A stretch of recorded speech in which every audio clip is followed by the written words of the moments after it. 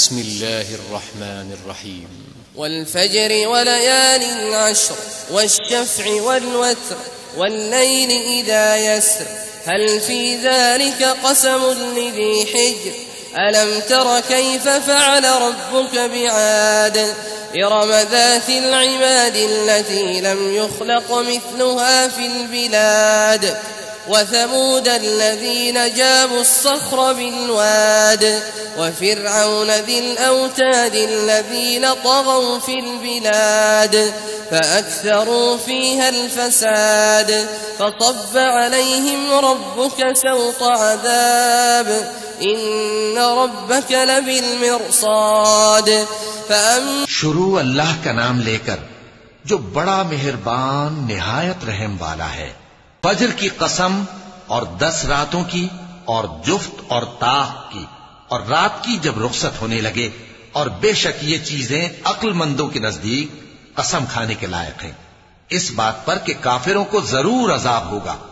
क्या तुमने नहीं देखा कि तुम्हारे परवरदिगार ने कौम आद के साथ क्या किया, जो इरम कहलाते थे, दराज कद मानंद सुतूनों के, कि तमाम मुल्क में ऐसे पैदा नहीं हुए थे। और समूद के साथ क्या किया, जो वादी कुरा में चटाने तराशते थे। और फिरौन के साथ क्या किया, जो खेमे और मेखें रखता था। ये लोग मुल्कों में सरकश हो रहे थे, बस उनमें बहुत सी खराबियां करते थे, तो तुम्हारे परवरदिगार ने उन पर अजाब का कोड़ा बरसा दिया। बेशक तुम्हारा परवरदिगार ताक में है।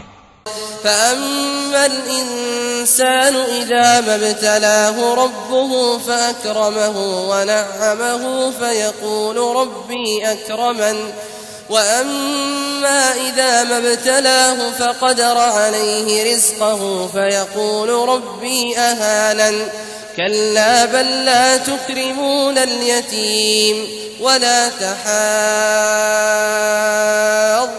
على طعام المسكين وتأكلون التراث أكلا لما وتحبون المال حبا جما।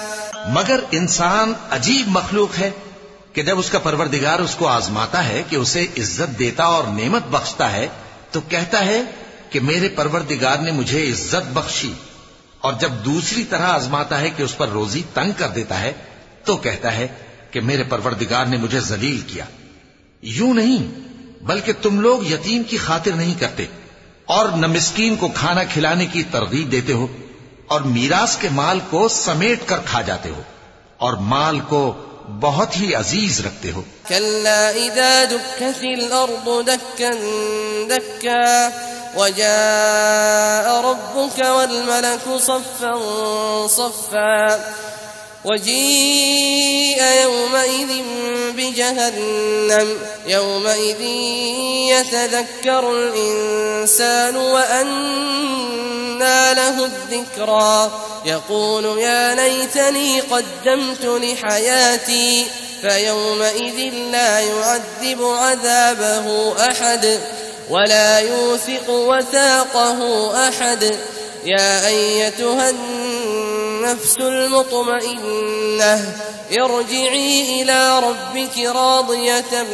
مرضية فادخلي في عبادي وادخلي जन्नती।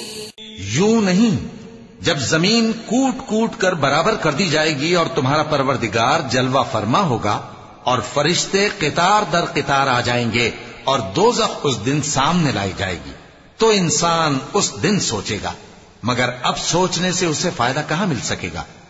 कहेगा, काश मैंने अपनी इस जिंदगी के लिए कुछ आगे भेजा होता, तो उस दिन न कोई अल्लाह के अजाब की तरह का अजाब देगा और न कोई उसके जकड़ने की तरह जकड़ेगा।